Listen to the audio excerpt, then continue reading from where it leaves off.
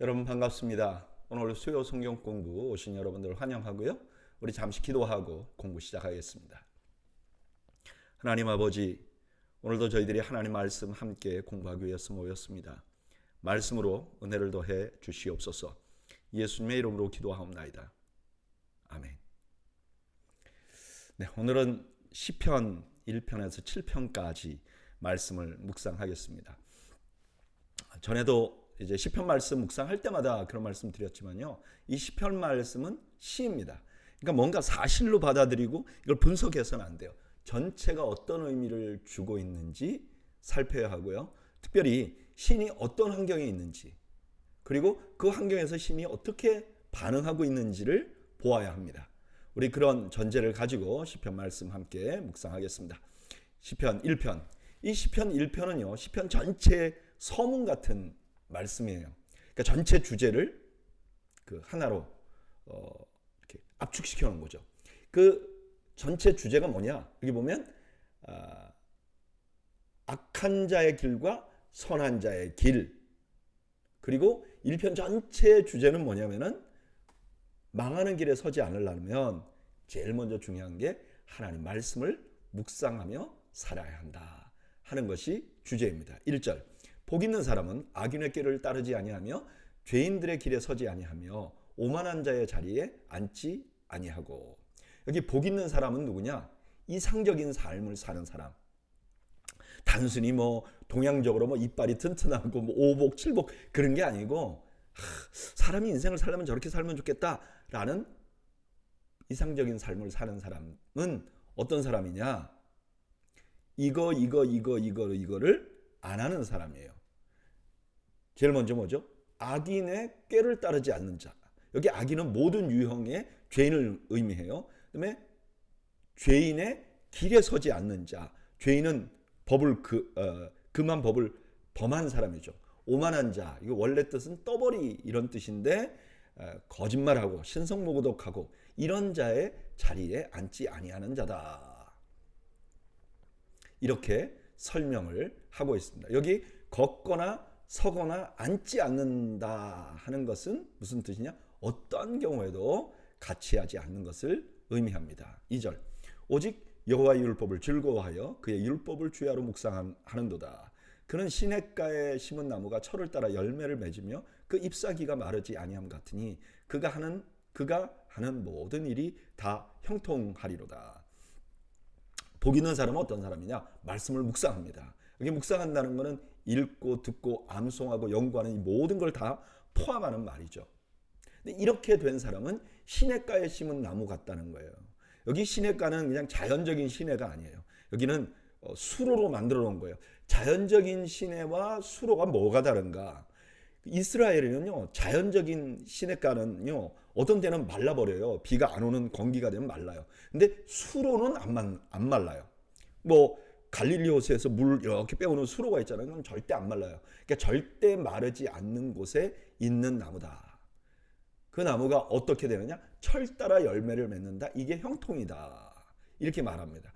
성경이 말하는 형통은 뭐냐? 철 따라 열매를 맺는 거예요. 뭐 복권사면 붙는 게 아니라는 거예요. 4절. 악인들은 그렇지 아니하며 오직 바람에 나는 겨와 같도다. 그러므로 악인들은 심판을 견디지 못하며 죄인들이 의인의 모임에 들지 못하리로다. 그에 비해서 악인 같은 사람은 어떤 상황이냐? 바람에 나는 겨와 같다는 거예요. 복 있는 사람은 뭘로 비유했죠? 예, 나무. 나무는 그냥 가만히 있잖아요. 근데 어때요? 악인은 바람에 날리우는 겨 같아요. 굉장히 좋아 보이잖아요. 막 날아다니고 부럽다. 나도 저렇게 자유롭게 살았으면 좋겠다. 그러나 결국 불에 던져지는 거라는 거예요.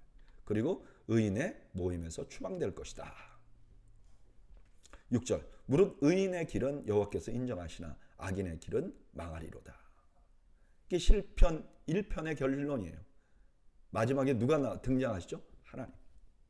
하나님께서 인정하시는 길로 살아야 한다. 그러려면 여호와의 말씀을 묵상해야 된다. 근데 묵상하지 않는 자들은, 악인들은 결국 어떻게 될 것이냐? 망하게 될 것이라고 말합니다. 오늘 본문은 시편의 제1장, 제일 먼저 장입니다. 그러니까 시편 전체의 주제를 담고 있어요. 여기는 두 종류의 사람이 등장합니다. 한 종류는 복 있는 사람이에요. 이 사람들은 어떤 사람이냐? 악한 자를 따라가거나 함께하지 않아요. 대신 여호와의 말씀을 묵상하는 거예요. 하나님의 말씀을 따라가는 겁니다. 그는 물가에 심기운 나무 같아요. 자유가 없어요. 그냥 너무 답답해 보여요. 근데 때를 따라 열매를 맺어요. 그리고 마지막 결국은 하나님께 인정을 받는다는 거예요. 그럼 어떻게 하면 좋냐? 우리가 이렇게 살아야 된다는 거예요. 오늘 이 말씀을 인생을 성공적으로 사는 비결을 아주 단적으로 보여주는 겁니다. 그게 뭐죠? 하나님의 말씀 묵상하고 순종하며 사는 거예요. 요즘 말로 하면 큐티하는 거예요. 저는 개인적으로 큐티가 만능이라고 생각하지 않습니다. 아이고 큐티만 하면 다 된다 그렇게 생각하지 않습니다. 그러나 큐티만 제대로 해도 신앙생활에 아주 중요한 것을 하고 있는 것이죠. 큐티를 하고 하나님 말씀에 따라 살면 좀 답답해 보여요. 뭔가 행운이 오지 않는 것 같아요. 자유롭지 않은 것 같아요. 아우 주일도 성수해야 되고 이것도 하지 말아야 되고. 그러나 그렇게 순종하는 자는 결국 시절에 따라서 열매를 맺게 된다는 거예요. 열매가 생긴다는 거예요. 저는 오늘 수요 성경 공부 나오신 여러분들 모두가 하나님 말씀을 매일 묵상하고 거기에 순종하며 살려고 몸부림치시는 여러분들이 되시길 바랍니다. 그것이 하나님이 인정하시는 삶인 것을 잊지 마시기 바랍니다. 2편 어찌하여 이방 나라들이 분노하며 민족들이 헛된 일을 꾸미는가. 이 시는 제왕시라고 부르기도 하고 메시아 시편으로 보기도 해요. 이제 시편에는요 읽어보면 이게 무슨 내용인지 몰라요.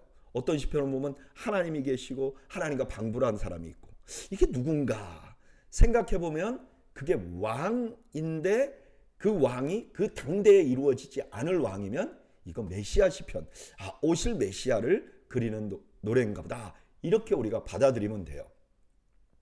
여기 1절에 보면 배경이 이래요. 새로운 왕이 등장하는 거예요. 이제 뭐 등극하는 거죠.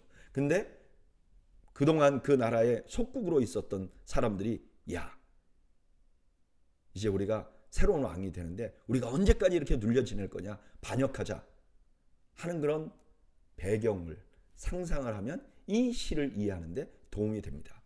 오늘 본문에 보면 새 왕이 등극하는 것을 못마땅해 하는 사람들이 있어요. 그리고 이들은 헛된 일을 꾸미고 있다. 여기 헛된 일은 뭐냐? 반역을 말하는 거예요. 2절 세상의 군관들이 나서며 관원들이 서로 꾀하며 여호와와 그의 기름 부음 받은 자를 대적하며 우리가 그들의 맹 것을 끊고 그의 결박을 벗어버리자 하는도다. 반역이 구체적으로 뭔지 나오죠.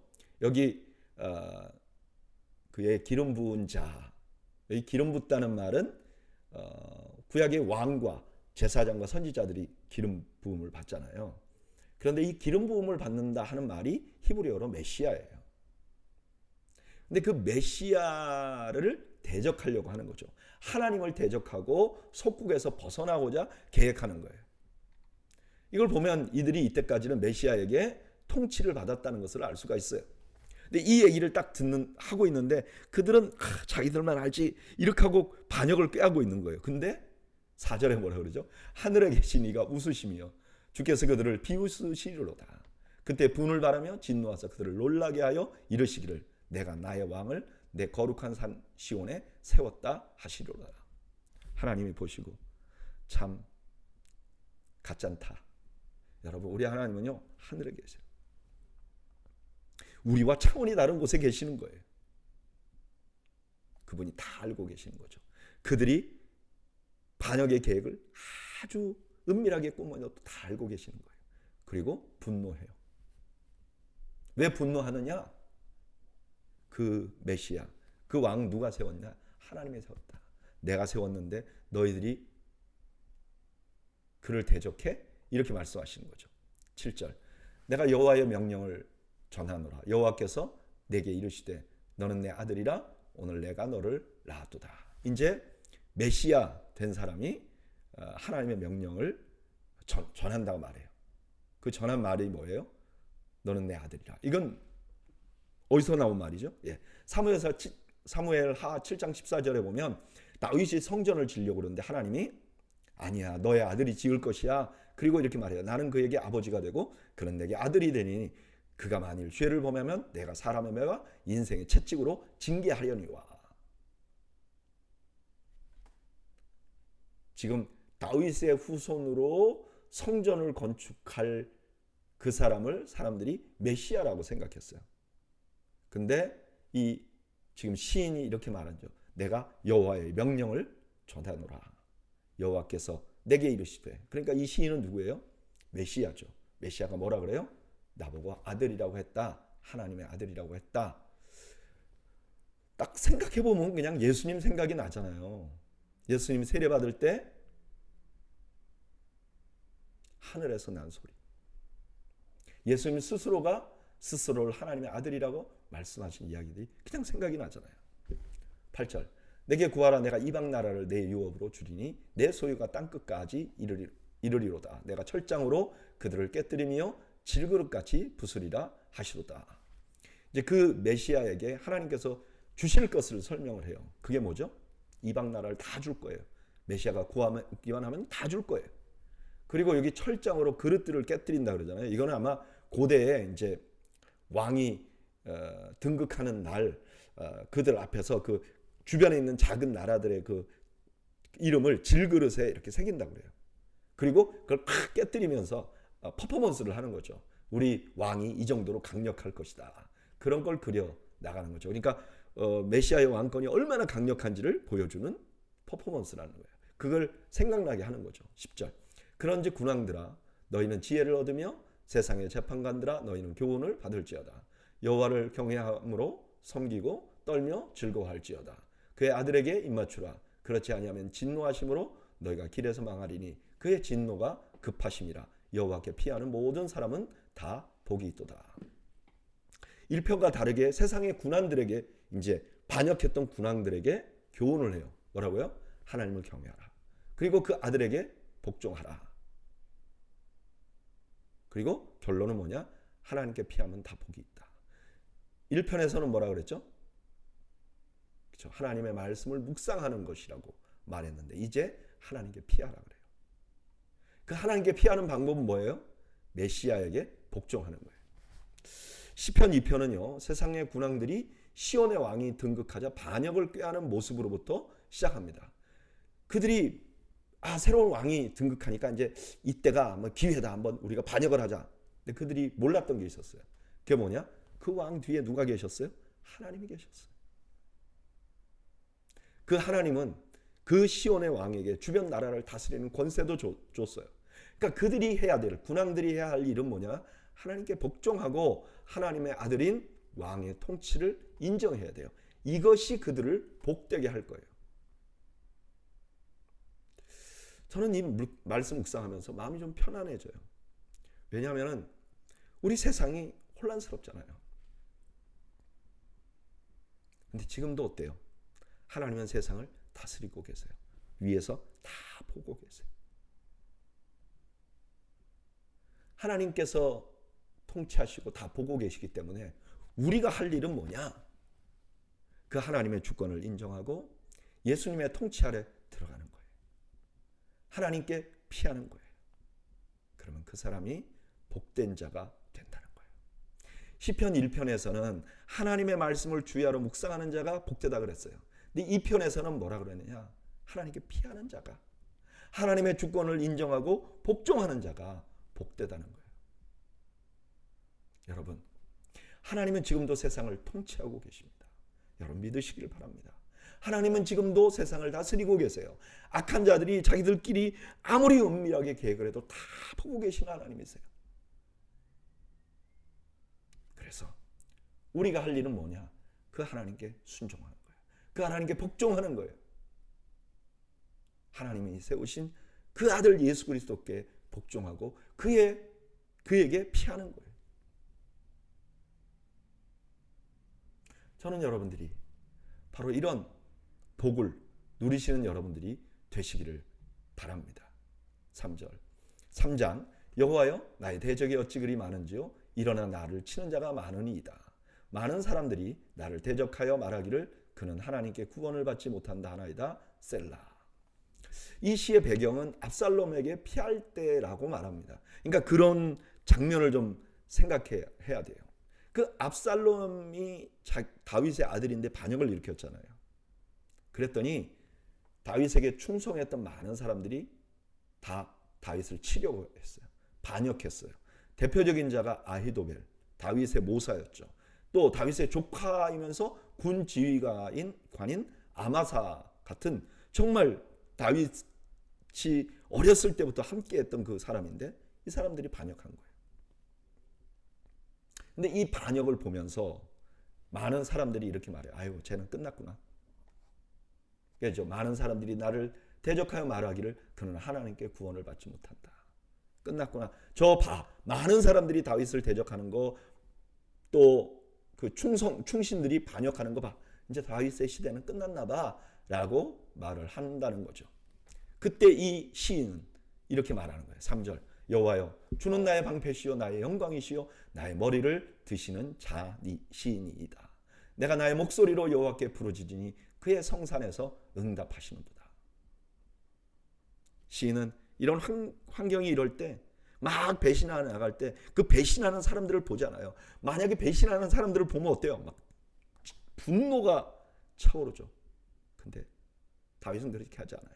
시인은 그렇게 하지 않아요. 대신 하나님을 바라봐요. 보니까 하나님께서 그 온 세상을 이 편에서 통치하시던 그 하나님이 나의 방패예요. 나를 지키시는 분이세요. 그러니까 시인은 이렇게 말하는 거죠. 내가 하나님께 부르짖습니다. 하나님께 기도합니다. 5절. 내가 누워자고 깨었으니 여호와께서 나를 붙드심이로다. 천만인이 나를 에워싸 진친다 하여도 나는 두려워하지 아니하리이다. 이렇게 하나님께 기도하고 났더니 마음이 편해지는 거예요. 자고 깨는 거예요. 여러분 불면증이 있어. 너무 근심이 있는 사람들 기도하면 그 하나님 때문에 잠을 자게 된다는 거예요. 그리고 지금 수많은 사람들에게 애워싸인 그런 상황이 됐어도 두려움이 없게 된다는 거예요. 그리고 7절. 여호와여 일어나소서. 나의 하나님이여 나를 구원하소서. 주께서 나의 모든 원수의 뺨을 치시며 악인의 이를 꺾으셨나이다. 구원은 여호와께 있사오니 주의 복을 주의 백성에게 내리소서. 셀라. 7절 상반절에 기도의 내용이 나오죠. 뭐죠? 일어나소서. 하나님 나를 구원하소서. 그리고 나서 하반절에 바로 뭐라 그래요? 주께서 나의 모든 원수의 뺨을 치시며 악인의 이를 꺾으셨나이다. 아직 안 꺾었어요. 근데 이게 너무 확실하니까 히브리 사람들은 이런 문학적인 기법이 있어요. 너무 확실하면 미래의 일인데 마치 과거에 일어난 것처럼 말해요. 아직 안 일어났는데 하나님 그렇게 하실 겁니다. 그리고 하나님은 구원자라고 고백을 하는 거죠. 그리고 바로 그런 구원의 하나님을 섬기는 그들이 복된 자들이다. 하나님께 복을 받은 사람이다. 라고 말하는 겁니다. 오늘 이 시의 배경은 모든 사람이 시인을 공격하는 상황이에요. 심지어 아주 친근했던 사람들까지 자신을 배신합니다. 그리고 그들은 시인을 포위합니다. 이걸 멀리서 보는 사람들이 저 사람이 이제 끝났어. 회복할 수 없어. 확신하며 조롱합니다. 그때 시인은 그 사람들을 보는 게 아니라 자신의 기도를 들으시는 하나님을 떠올립니다. 하나님을 생각합니다. 그리고 그 하나님께 기도합니다. 기도하고 나니까 그 어려움을 극복하게 될 것이라는 확신이 생겨요. 이 확신이 생기니까 그 위급한 군영에서도 잠을 자는 거죠. 여러분 이것이 바로 기도의 가치를 아는 사람들에게 일어나는 일입니다. 여러분 기도는 온 세상을 통치하시는 하나님께 내가 직접 아뢰 수 있는 기회예요. 그러니까 지금 그 하나님은 나를 사랑하시고 나를 보호하시는 하나님인데 내가 나의 상황을 하나님께 다 말씀드렸어요. 이제 하나님이 그들을 칠 거예요. 그러니까 내가 두려워할 필요가 없는 거죠. 그런 의미에서 여러분 우리 신앙생활에서 참 기도할 수 있는 것만큼 중요한 복이 없어요. 사실은 기도는요. 막 기도하지 마. 너 기도하면 가만 안 둘 거야? 그래도 해야 되는 게 기도예요. 이게 얼마나 좋은 거예요. 한번 상상을 해보세요. 온 세상을 통치하시는 하나님이 내가 말하면 들어주신다는 거예요. 그리고 내 편이 되셔서 나를 보호해 주시고 지켜주시고 나의 대적자들을 물리쳐 주신다는 거예요. 이게 얼마나 큰 축복이고 특권입니까? 기도는요, 억지로 해야 할 일이 아닙니다. 기도는 우리에게 주신 하나님의 특권입니다. 하나님께서 주신 특권입니다. 저는 여러분들이 기도를 특권으로 아시기를 바랍니다. 특권으로 사용하는 여러분들이 되시기를 바랍니다. 4편. 내 의의 하나님이여 내가 부를 때 응답하소서. 곤란 중에 나를 너그럽게 하셨사오니 내게 은혜를 베푸사 나의 기도를 들으소서. 인생들아 어느 때까지 나의 영광을 바꾸어 욕되게 하며 헛된 일을 좋아하고 거짓을 구하려는가 셀라. 이제 또 기도에 대한 내용이 나오죠. 이게 시편이요. 1편, 2편, 3편, 4편이 각각 다른 시예요. 근데 이걸 순서대로 놓으면서 주제를 좀 어느 정도 배려를 해요. 3편에서 뭐였죠? 기도에 대한 얘기를 했잖아요. 그러니까 4편에서 바로 기도에 대한 내용이 나와요. 근데 왜 기도하는가? 2절이 설명하죠. 거짓된 내용으로 시인을 괴롭히는 거예요. 그러니까 너무너무 괴로워서 하나님께 기도하는 거죠. 3절. 여호와께서 자기를 위하여 경건한 자를 택하신 줄을 너희가 알지어다. 내가 그를 부를 때 여호와께서 들으시리로다. 너희는 떨며 범죄하지 말지어다. 자리에 누워 심중에 말하고 잠잠할지어다. 셀라. 의의 제사를 드리고 여호와를 의지할지어다. 3절에서 5절은 시인이 악인들에게 하는 말이에요. 자기를 모함하는 자들에게. 뭐라고 그래요? 첫 번째, 내가 하나님과 어떤 관계가 있는지 너희들이 알아야 돼. 그리고 그 사람들에게 말해요. 너희들이 모함하는 거 그거 범죄야. 그리고 다시 한번 이렇게 말해요. 1절에서 의의 하나님이라고 그랬잖아요. 그러니까 여기서 의의 제사를 드리라고 해요. 너희들 의의 제사를 드려. 이 말은 무슨 뜻이죠? 의로운 행동해. 똑바로 해. 그렇게 지금 거짓 증거하면 안 돼. 그리고 하나님을 의지해. 라고 자기를 모함하는 자들에게 경고하는 거죠. 6절. 여러 사람의 말이 우리에게 선을 보일 자 누구뇨 하오니 여호와여 주의 얼굴을 들어 우리에게 비추소서. 주께서 내 마음에 두신 기쁨은 그들의 곡식과 새 포도주가 풍성할 때보다 더하니이다. 내가 평안히 눕고 자기도 하리니 나를 안전히 살게 하시는 이는 오직 여호와이시니이다. 이제 6절 상반절에서 다른 사람들이 자신의 상황을 일반적인 사람들은 어떻게 평가하는지 보여줘요. 그런데 시인은요, 하나님의 얼굴을 봐요. 그랬더니 기쁨이 넘쳐요. 그리고 마음이 평안해져요. 그렇게 할 수 있는 이유는 뭐죠? 하나님께서 나의 안전이시기 때문에. 3편에 이어서 기도하는 자는 너무너무 불안한 이때도 눈을 감고 평안히 잠을 잘 수 있게 된다고 말씀합니다. 오늘 본문에서 시인은 자신을 모함하는 사람들 때문에 고통을 당하고 있어요. 이게 얼마나 어려우냐면 사람들이 이제 시인이 끝났어. 회복되기가 어려워라고 생각할 정도였어요. 근데 그때 시인은 자신이 믿고 의지하는 하나님께서 바로 의의 하나님이라는 사실을 알게 돼요. 그래서 그 하나님께 기도해요. 그리고 그 하나님의 얼굴을 보니까 마음이 평안해. 마음이 너무 평안해. 그러니까 잠이 온다는 거예요. 아마 오늘 수요 성경부 오신 여러분들도 잠 못 이루는 때가 인생에 있었을 거예요. 한 번은 있었을 거예요. 저도 그런 적이 있었어요. 근심 때문에 잠 못 이루던 때가 있었어요. 그때 너무너무 괴로웠어요. 여러분, 우리는 그런 존재예요. 우리 모두 연약해요. 근심이 생기면 잠을 못 자는 자들이에요. 잠자는 거 하나도 우리 마음대로 할 수 없는 존재들이에요. 저는 그때 하나님께 환경을 변화시켜 달라고 그랬어요. 내가 괴로운 이유가, 내가 잠을 못 자고 근심하는 이유가 환경 때문에 그렇다고 생각했어요. 근데 그렇게 환경을 보고 계속 기도하잖아요. 그러면 기도하고 나서 잠이 오는 게 아니라 더 불안해져요. 왜냐하면 환경을 자꾸 묵상하니까. 그래서 잠을 못 자고 그랬던 때가 있었어요. 근데 제가 이 말씀 묵상하면서 그때 내가 환경을 볼 것이 아니라 하나님의 얼굴을 봤어야 되는데, 나에 대해서 긍휼한 마음을 가지시고 나를 향해서 사랑의 마음을 가지시고 나를 쳐다보는 하나님의 얼굴을 봤어야 되는데, 그랬으면 더 빨리 잠을 잘 수 있었을 텐데, 더 빨리 평안할 수 있었을 텐데, 나는 그때 환경을 보고 환경을 묵상하느라 잠을 못 잤구나. 여러분, 우리가 때때로 기도합니다. 우리에게 어려운 일이 있을 때 하나님이 주신 특권을 사용합니다. 근데 우리가 조심해야 될 게 있어요. 그 특권을 사용하면서 문제를 바라보고 있으면 안 돼요. 기도는요, 하나님을 보는 거예요. 하나님의 얼굴을 보는 거예요. 하나님 자신을 앙망하는 거예요. 그리고 그 하나님이 누구시고 그 하나님이 나에게 어떤 마음을 가지고 계신지를 보게 되면, 하나님의 얼굴을 보게 되면, 헤세드, 하나님의 사랑을 보게 되면, 그 다음에 그 안에서 만족하게 되고 잠을 자게 되고 평안을 누리게 되는 겁니다.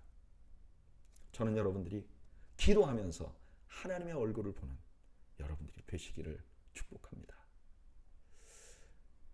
시편은요, 이렇게 묵상하면 할수록 너무너무 힘이 나요. 5편 1절, 여호와여 나의 말에 귀를 기울이사 나의 심정을 헤아려 주소서. 나의 왕 나의 하나님이여 내가 부르짖는 소리를 들으소서. 내가 주께 기도하나이다. 여호와여 아침에 주께서 나의 소리를 들으시리니 아침에 내가 주께 기도하고 바라리이다. 지금 시인이 자기 마음 좀 하나님 알아달라고 그래요. 이제 기도하는 데까지 왔잖아요. 기도하는데 자기 마음을 알아달라고 해요. 왜? 내가 설명할 수 없는 거예요. 이게 지금 내 상황을 내가 깨끗하게 말로 설명할 수 없는 일이에요. 여러분, 우리가 종종 그런 일을 겪잖아요. 내가 사람들에게 나의 상황을 말로 클리어하게 설명할 수 없을 때가 있잖아요. 그리고 말로 설명해봐야 소용이 없을 때가 있잖아요. 근데 하나님은 자신의 마음까지 다 아시는 분이니까 그 하나님께 자기의 마음을 털어놓는 거죠. 들어달라고 하는 거죠. 그런데 그 기도를 언제 하냐? 아침에 한다는 거예요. 여기 아침이라는 말은 해가 뜨기 전, 해가 뜨는 그 사이거든요. 그러니까 오늘날로 표현하면 새벽이에요. 새벽에 기도하는 거죠. 얼마나 답답하면 새벽에 기도하겠습니까? 여러분, 새벽에 기도하는 사람은요, 밤에 잠을 못 잔 사람이에요. 잠을 못 자다 깜빡 잠들었는데 파뜩 깨는 거예요. 그러니 일어나서 기도하는 거죠. 예전에 그 신학교에서 그랬어요. 새벽 기도를 누가 만들었느냐? 어떤 사람은 예수님이 만들었다. 어떤 사람은 한국교회에 들어온 선교사님들이 만들었다. 아니면 우리 한국교회 초기 지도자들이 만들었다. 아니요, 성경에 나와요. 시편에 보면 새벽 기도예요. 이미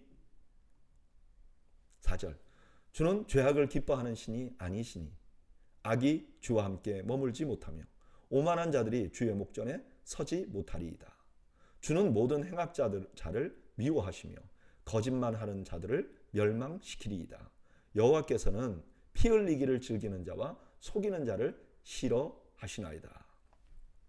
시인이 이제 새벽에 일어나서 하나님께 기도했잖아요. 하나님께 기도하다 보니까 하나님의 성품을 알게 됐어요. 하나님 나를 도와주세요. 그러고 생각해 보니까 하나님은 악을 안 기뻐해요. 하나님이 악을 안 기뻐하니까 어떻게 되느냐? 오만한 자들, 행악자들, 거짓말하는 자들, 피 흘리기를 즐기는 자들, 하나님이 가만 안 둘 거라는 거예요. 근데 여기 나온 이 표현들은 아마 지금 시인을 괴롭히는 자들이 이런 짓을 하고 있었을 거예요. 7절, 오직 나는 주의 풍성한 사랑을 힘입어 주의 집에 들어가 주를 경외함으로 성전을 향하여 예배하리이다. 여호와여 나의 원수들로 말미암아 주의 의로 나를 인도하시고 주의 길을 내 목전에 곱게 하소서. 하나님은 악인 미워해. 근데 나는 어때? 나는 의로운가? 아니야. 나도 잘못이 있어. 다윗이라면 나도 바세바를 범했어. 나도 죄를 졌어. 근데 나는 지금 하나님 앞에 나가서 예배를 해. 제사를 드리고 있어. 근데 내가 어떻게 제사 드리는 사람이 되었지? 생각해보니까 하나님이 나를 사랑해서 이렇게 하는 거예요. 내가 의로워서가 아니라. 그러니까 나는 하나님의 특별한 사랑을 받은 사람들이에요. 이걸 알게 된 거죠. 그리고 나서 하나님께 이렇게 말해요. 하나님, 저 원수들이 내가 어떻게 가는지 다 쳐다보고 있잖아요. 저 원수들이 내가 망하는 걸 기대하고 있잖아요. 하나님, 그렇게 하지 말아주세요. 저들이 실망할 수 있도록 나의 길을 올바로 갈 수 있도록 인도해 주세요. 라고 구하는 거죠. 9절, 그들의 입에 신실함이 없고 그들의 심중이 심히 약하며 그들의 목구멍은 열린 무덤 같고 그들의 혀로는 아첨하나이다. 하나님이여, 그들을 정죄하사 자기 꾀에 빠지게 하시고 그 많은 허물로 말미암아 그들을 쫓아내소서. 그들이 주를 배역함이니이다. 악인들의 본질을 보여줘요. 신실함이 없고 목구멍은 열린 무덤 같고 혀로는 아첨하고. 근데 잘 보세요. 여기 9절에 이렇게 말하는 사람들이요, 내 주변에도 그런 사람들 있을 수도 있어요. 분별력이 없으면요, 혀로 아첨하는 사람이 너무 좋은 사람처럼 보이잖아요. 분별력이 있어야 돼. 이게 너무 중요합니다. 저도 분별력이 별로 없는데 저는 여러분들이 분별력이 있으면 좋겠어요. 진실한 사람이 누군지를 좀 분별할 수 있는 지혜가 있으면 좋겠어요. 우린 분별력이 없지만 하나님께서는 그들을 자기 꾀에 빠지게 하겠다는 거예요. 11절, 그러나 주께 피하는 모든 사람은 다 기뻐하며 주의 보호로 말미암아 영원히 기뻐 외치고 주의 이름을 사랑하는 자들은 주를 즐거워하리이다. 여호와여, 주는 의인에게 복을 주시고 방패로 함과 같이 은혜로 그를 호위하시리이다. 주께 피하면 주님이 보호해 주시고 호위해 주실 거라는 거예요. 시인은 오늘 본문에서 새벽에 일어나서 기도해요. 부르짖어요. 얼마나 다급하면 그러겠어요. 근데 이렇게 기도하다가 뭐 상황이 바뀌지는 않았어요. 근데 기도하면서 하나님을 알아가요. 이미 이전에서 우리가 봤잖아요. 근데 이전에 어때요? 하나님의 사랑을 알아갔는데 이번에 하나님을 알아가다 보니까 하나님은 악을 미워해요. 근데 그렇다면 나도 하나님 앞에 올바로 못 설 텐데, 근데 나는 지금 하나님께 예배하고 있어요. 근데 이건 내가 의로워서 그런 게 아니에요. 하나님의 사랑 때문에 예배하고 있는 거예요. 그러니까 예배하는 것 자체가 나에게 안심이 되는 거죠. 반대로 하나님께서는 악을 미워하시기 때문에 결국 자기를 공격하는 악한 자들은 벌을 받을 거예요. 그리고 공동체 안에서 추방될 거예요. 이걸 알고 나니까 시인의 고백은 뭐예요? 하나님 나의 보호자라. 저는 이 말씀 묵상하면서 보호자 하나님에 대해서 생각을 해봅니다. 저의 삶에도 저를 공격하는 상황이 있었어요. 반대로 내가 실수해서 공격을 받는 경우도 있었어요. 그런데 내가 공격했건 아니면 상대가 그냥 악하게 나를 공격했건, 내가 실수를 했건 혹은 상대가 오해를 하거나 악한 마음을 가지고 나를 공격했건 상관없이 하나님께서는 나를 보호해 주셨어요. 이게 얼마나 희망이 되는 줄 아세요? 여러분, 오늘부터 다음 내 모든 생애에 내가 악한 사람을 한 명도 안 만나고 살 수 있을까요? 그건 불가능해요. 세상에 악한 사람과 선한 사람이 다 섞여 살아요. 또 어떤 사람은 아주 선했다가도 악하게 바뀌는 경우도 있어요. 뿐만 아니라 내가 실수 안 하고 살 수 있나요? 내가 완벽하게 살 수 있나요? 없죠. 그렇게 생각하면 나의 내일이 절망적이잖아요. 그런데 우리가 희망을 갖는 것은 나의 내일에 관해서, 나의 미래에 관해서 희망을 갖는 것은 나 때문이 아니에요. 하나님, 보호하시는 하나님 때문에 그래요. 내 인생 돌아보니까 하나님이 나 보호해 주셨어. 내일, 다음 주에 어떤 일이 일어날지 몰라. 그러나 그때도 하나님이 보호하시면 내가 살 수 있을 거야. 이게 우리의 희망이 되는 거죠. 여러분, 하나님은 우리의 보호자가 되어 오셨습니다. 여러분들 지난 삶을 생각해 보세요. 그럼 누구나 다 그런 고백을 할 거예요. 하나님 우리를 보호해 주셨어요. 그리고 앞으로도 하나님은 우리를 보호해 주실 줄로 믿습니다. 이것이 우리의 소망이 되는 은혜가 있기를 축복합니다.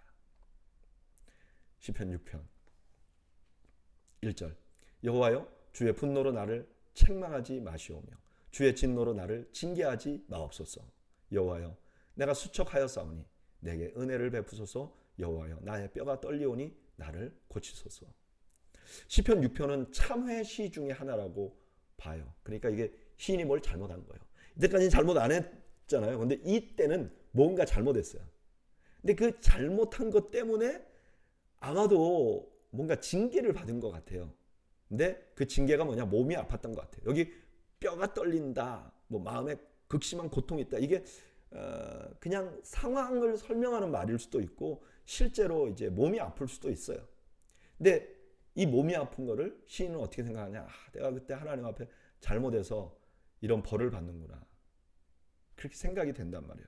여러분 우리가 그럴 때가 있잖아요. 내가 어떤 뭐 어려움이 생겼는데 아유 그때 내가 하나님 앞에 그거 잘못해서 하나님이 나한테 이렇게 하는가 보다. 그런 생각이 들 때가 있잖아요.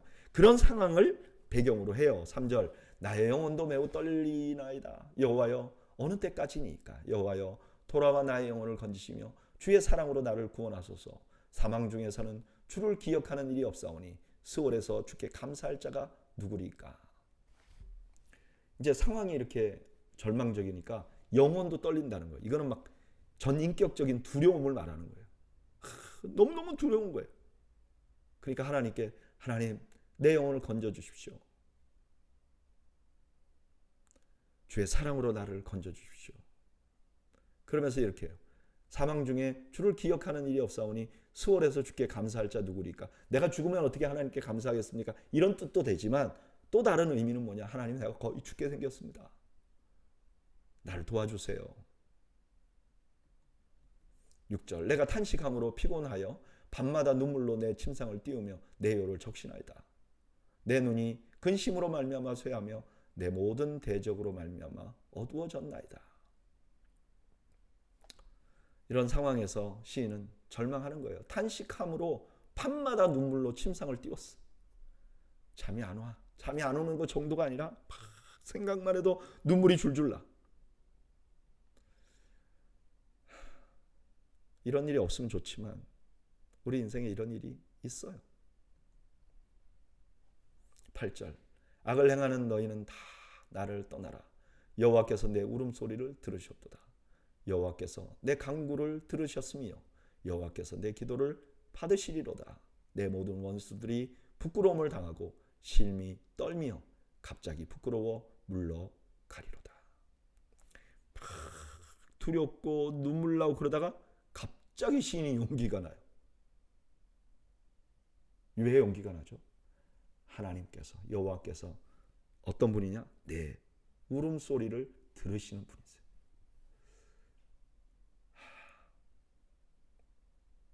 울음소리를 들으시는 분이세요.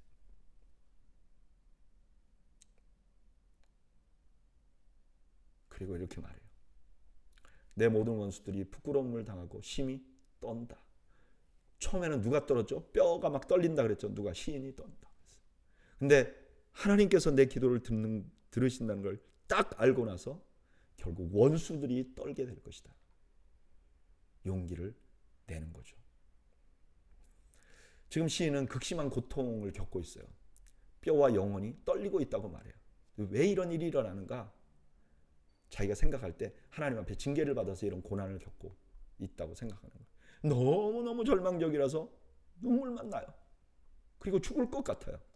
근데 이런 상황에서 시인이 가만히 있는 게 아니라 하나님께 기도해요. 기도하고 나니까 용기가 생겨요. 결국 나를 괴롭히는 저들은 떨게 될 것이라고 확신해요. 저는 이 말씀 묵상하면서 우리가 떳떳하지 않을 때가 있잖아요.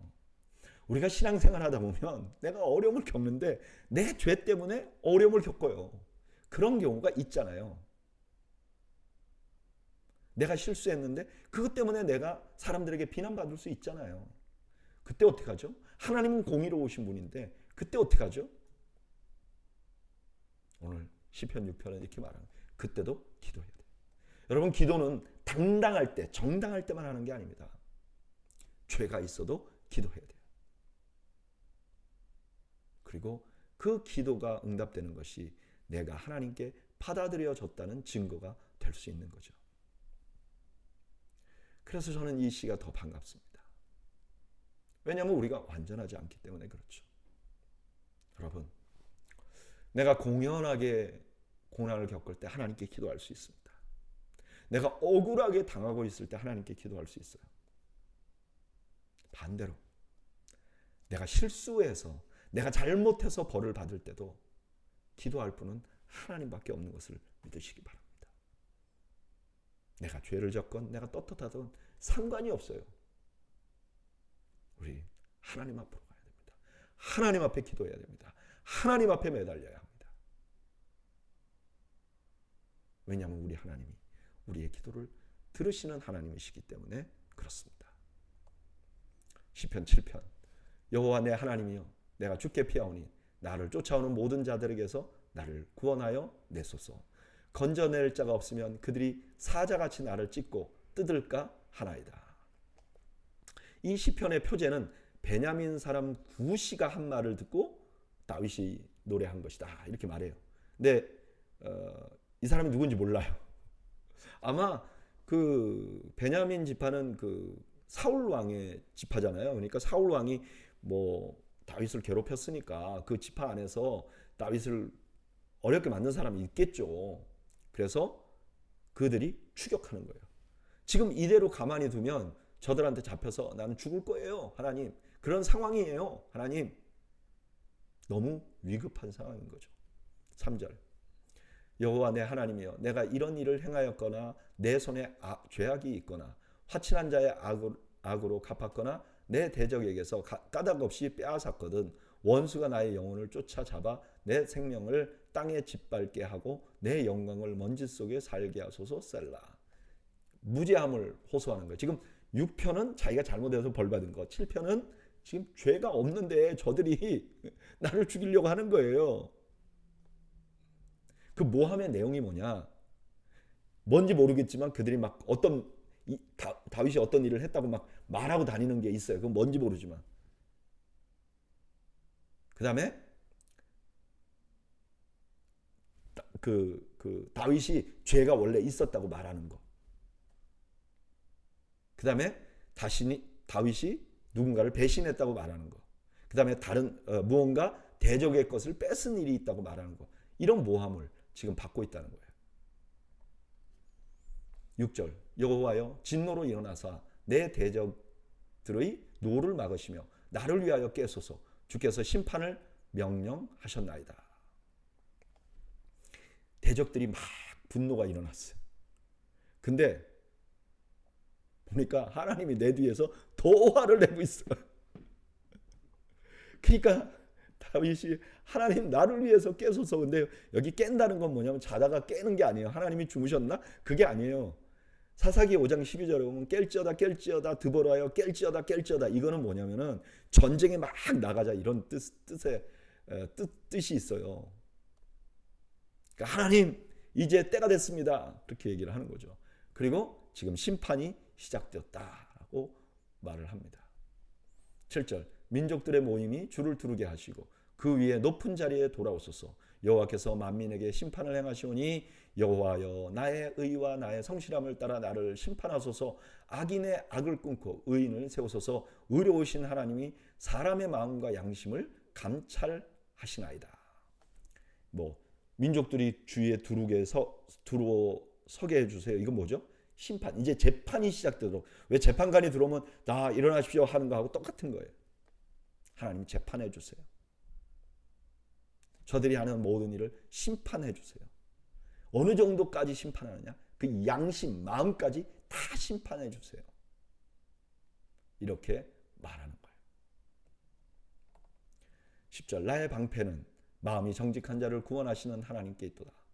하나님은 의로우신 재판장이시며 매일 분노하시는 하나님이시로다. 사람이 회개하지 아니하면 그가 그의 칼을 가시며 그의 활을 이미 당기어 예비하셨도다. 죽일 도구를 또한 예비하시며 그가 만든 화살은 불화살들이로다. 하나님은 여기 뭐 매일 분노하시는 하나님, 그러니까 하나님이 뭐 앵거 프로블럼 있고 그런 뜻이 아니에요. 하나님은 정직하세요. 그래서 이게 죄가 있으면 그대로 두지 않는다는 거예요. 정확하게 심판하신다는 거예요.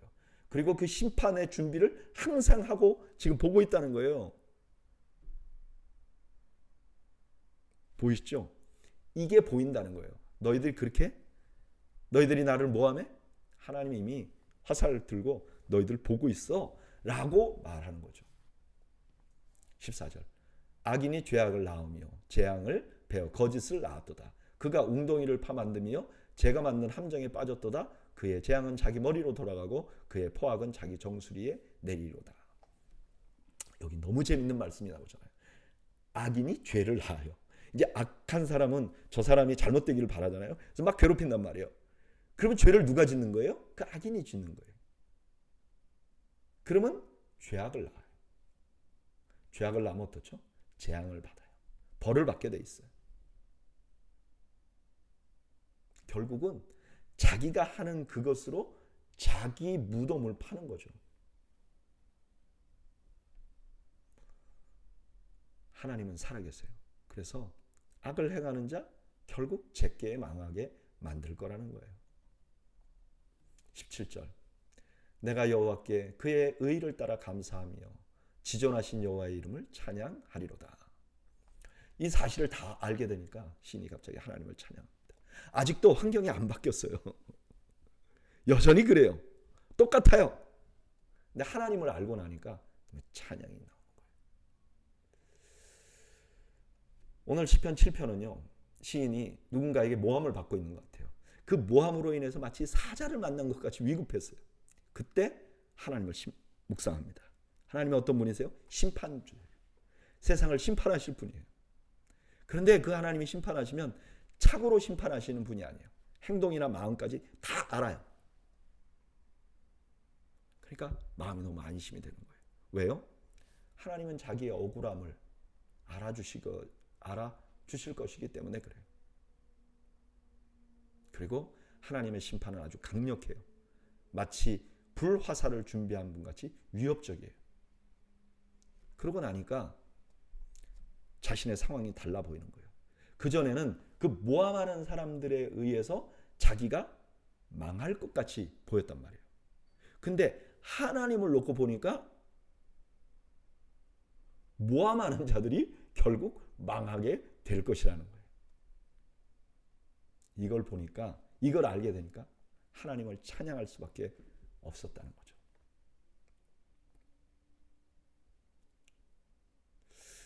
저는 이 말씀 묵상하면서 제 과거의 사람들이 많이 생각이 나더라고요.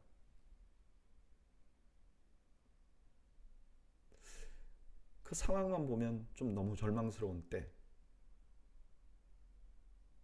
그런 때를 몇 번 지나갔던 것 같아요.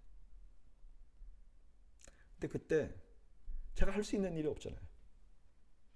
여러분, 사람이요, 한번 코너에 몰리면요, 이게 벗어나기가 굉장히 쉽지 않아요. 그래서 사람들이 화병에 걸리고 정신병에 걸리고 알코올 중독자가 되고 그러는 거예요. 그때 하나님을 바라보면요, 이상하게 소망이 생겨요. 몰라요, 나는. 어떻게 될지 몰라요. 그러나 이상하게 소망이 생겨요.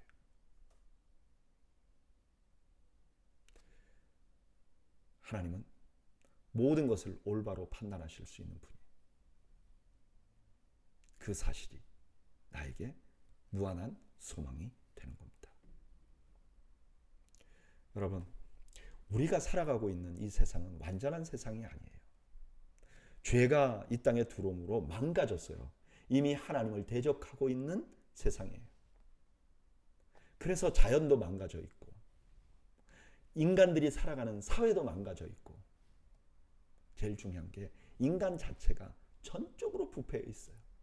이렇게 부패한 사람들이 함께 사니까요, 세상에는 정말 억울한 일도 많고 분통 터지는 일도 많고 그런 일을 내가 겪게 되기도 해요.